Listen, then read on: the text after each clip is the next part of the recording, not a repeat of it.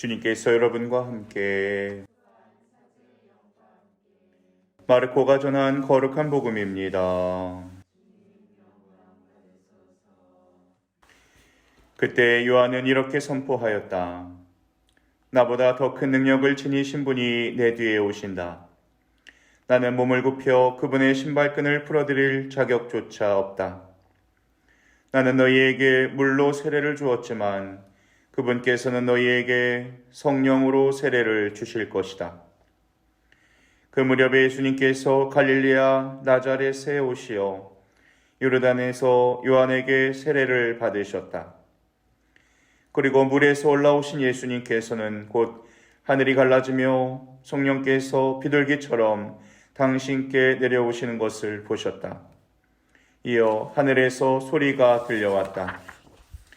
너는 내가 사랑하는 아들, 내 마음에 드는 아들이다. 주님의 말씀입니다. 교회 역사상 전례를 찾아볼 수 없이 전 세계적으로 미사가 금지된 시기를 보내고 있습니다. 지금은 신앙의 자유나 예배의 자유를 외칠 때가 아니라 전 국민이 하나 되어 확산세를 막는 것이 최우선의 과제이고 하느님의 뜻입니다. 그러다 보니 신자 개인이 노력하지 않으면 쉽게 신앙을 잃어버리는 때이기도 합니다. 우리가 성체를 모시지 못해 느끼는 목마름보다는 주의를 안 지켜도 돼서 편안해하는 신자들 중에 구교 가정의 신앙인들도 많다고 합니다. 반대로 오랜 냉담을 후회하고 다시 돌아오시는 분들을 종종 만나게 됩니다. 다시 시작한다고 하니 얼마나 기쁜 일입니까? 사실 세례는 언제 받았느냐, 또 얼마나 오래 신앙생활을 했느냐가 중요한 것이 아니라 그 세례의 의미를 지금 어떻게 살고 있느냐가 중요합니다. 우리는 일반적으로 여러 가지 어려움이 있어도 하루 끼니를 몽땅 거르고 지나는 경우는 거의 없습니다. 꼭 그렇게 된다면 몸에 기운이 떨어져서 할 일을 제대로 못하게 됩니다. 마찬가지입니다. 신앙인이라고 하면서 신앙의 영양 섭취를 하는 기도와 미사를 소홀히 한다면 신앙의 맛을 느낄 수가 없고 바른 신앙생활을 할 수가 없게 됩니다. 아무리 밥맛이 없어도 기운을 차리려면 밥을 먹어야 합니다. 기도가 무의미한 것처럼 느껴지더라도 기도를 해야 합니다. 그리고 그때야말로 기도할 때입니다. 기도를 해야 그 무미건조함을 극복할 수 있고 거기서 은총을 받게 됩니다. 기도를 해야 복을 많이 받는다는 것이 아니라 기도를 제대로 해야 하느님께서 나를 얼마나 사랑하시는지를 비로소 알게 됩니다. 예수님께서는 하느님의 권능을 가지셨지만 우리를 위해서 철저한 인간의 모습으로 오십니다. 그래서 죄가 없으신 분이 죄인의 틈에 끼어서 세례를 받으시고 어둠의 빛으로 오십니다. 세례를 받는다는 것은 물로 씻는다 또는 물로 잠긴다라는 의미를 담고 있습니다. 구약의 전통상 물에 잠긴다는 것은 죽음을 의미합니다. 세상의 욕망에 죽는 것입니다. 하지만 잠기는 것으로 끝나는 것이 아니라 씻고 다시 나오는 것입니다. 이것은 다시 태어나는 것입니다. 그래서 세례를 받는다는 것은 죽었다가 다시 태어나는 것입니다. 부끄러운 내 과거를 씻어주시고 예수님과 더불어 새 삶을 시작하게 해주시는 것을 의미합니다. 그래서 바오로 사도는 그리스도와 하나 되는 세례를 받은 여러분은 다 그리스도를 입었습니다. 과연 우리는 그분의 죽음과 하나 되는 세례를 통하여 그분과 함께 묻혔습니다. 그래요 그리스도께서 아버지 영광을 통해 죽은 이들 가운데에서 되살아나신 것처럼 우리도 새로운 삶을 살아가게 되었습니다. 그 표징으로 우리는 새 이름을 받습니다.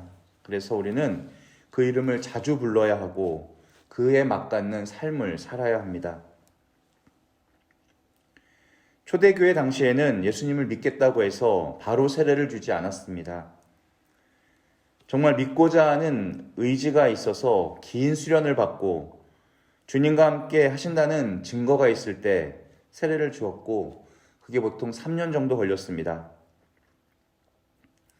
콜로새서 2장 12절에는 여러분은 세례 때 그리스도와 함께 묻혔고 그리스도를 죽은 이들 가운데서 일으키신 하느님 능력에 대한 믿음으로 그리스도 안에서 그분과 함께 되살아났다고 말하는 겁니다.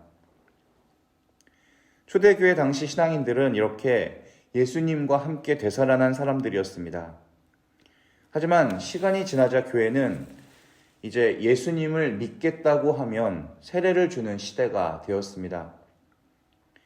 회심이라는 것이 진정한 변화가 아니라 그냥 믿겠다고 하면 회심이 되는 것입니다. 회심의 본질은 예수님 안에 사는 것이지, 그래서 실제 바뀌는 것이지 어떤 결심이나 마음가짐이 아닙니다. 예수님을 믿고 나면 반드시 사람은 바뀌게 되어 있습니다. 사람이 바뀐 것을 보고 그 사람이 진짜 예수님을 믿었는지 안 믿었는지 알게 됩니다.